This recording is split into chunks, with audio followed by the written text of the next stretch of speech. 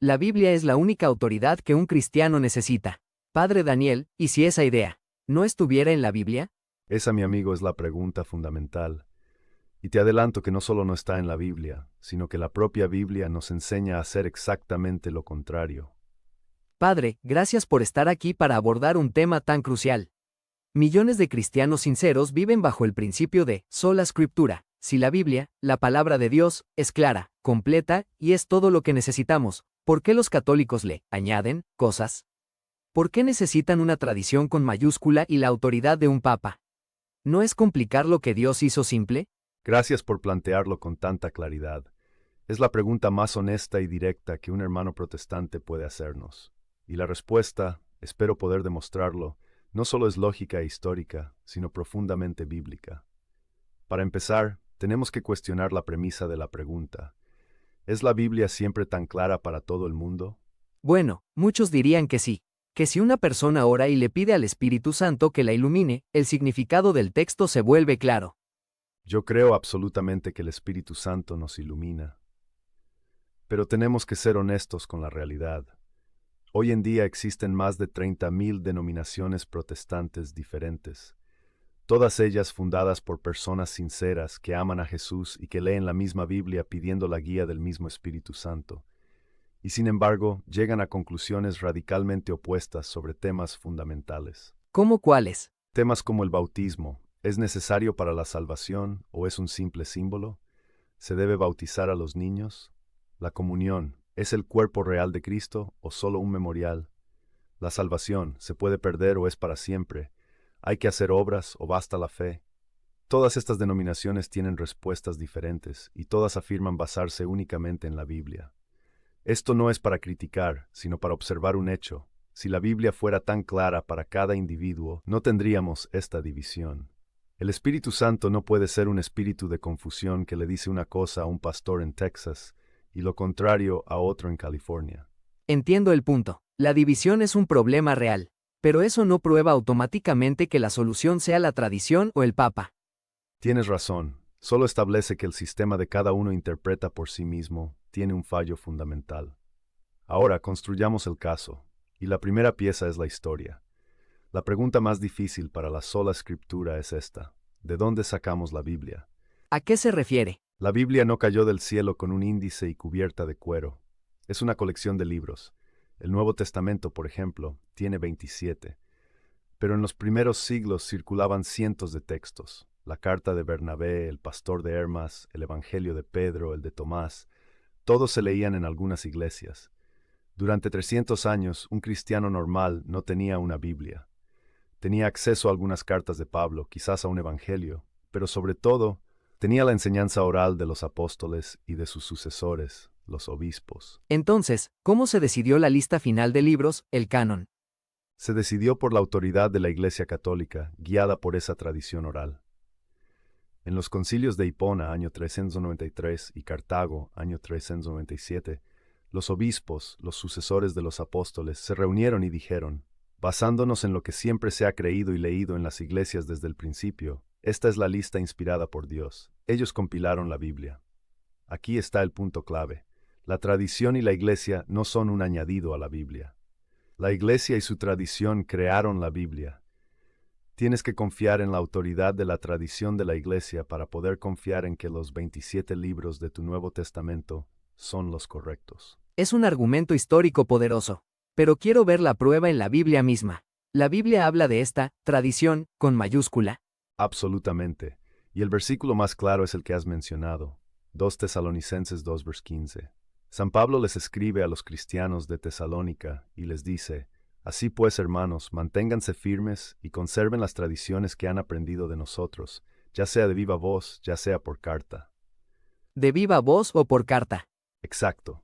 Pablo mismo pone la tradición oral de viva voz al mismo nivel que su tradición escrita por carta. No dice: conserven solo lo que les escribo. Dice que conserven ambas cosas. La fe apostólica se transmitió de dos maneras, oralmente y por escrito, y en otros lugares es igual de claro. En 1 Corintios los alaba diciendo: los alabo porque conservan las tradiciones tal como se las he transmitido.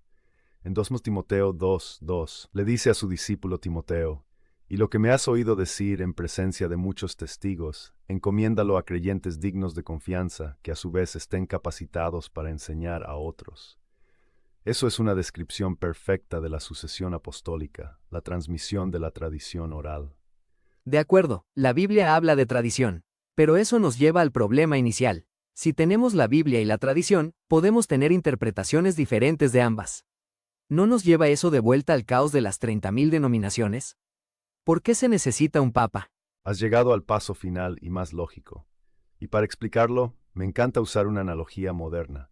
Pensemos en un país, por ejemplo Estados Unidos. Tiene un documento fundador increíble, la Constitución. Esa es su escritura fundamental. De acuerdo. Ahora imagina que no existiera un Tribunal Supremo.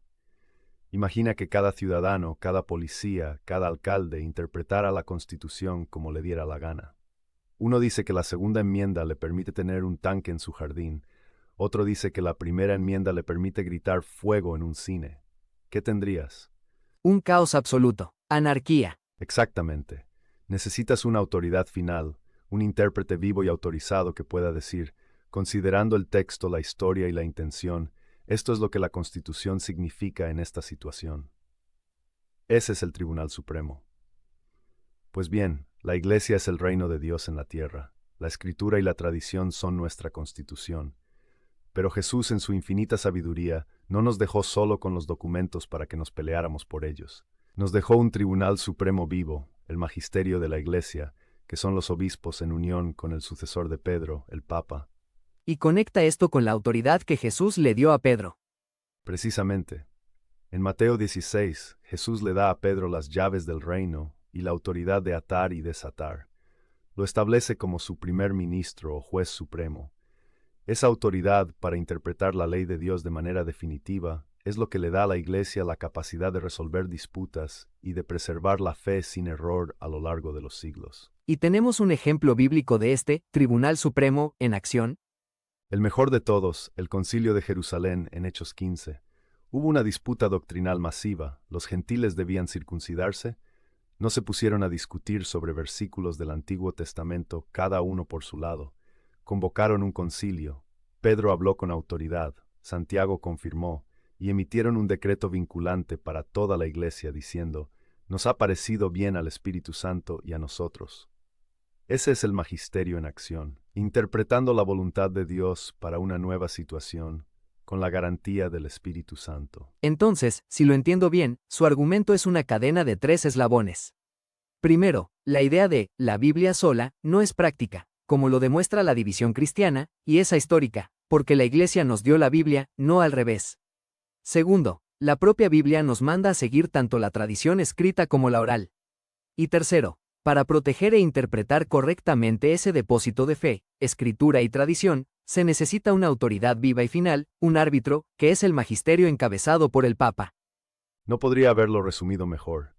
No son 3 fuentes de autoridad que compiten entre sí, son como un taburete de 3 patas, la escritura, la tradición y el magisterio.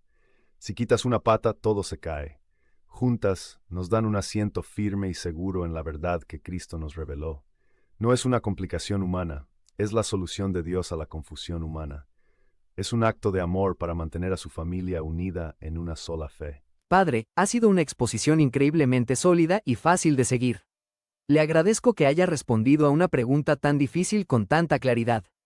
El placer ha sido mío.